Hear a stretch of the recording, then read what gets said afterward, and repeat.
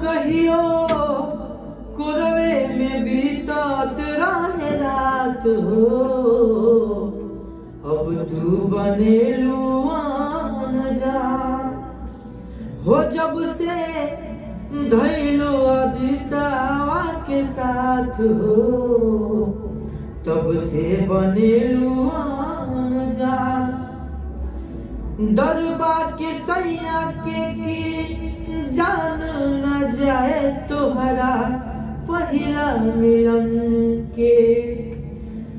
अरे ई बात ना सोचा का बीतत होई हमरा ई मन पे, देखला पे जाए लागे जान हो।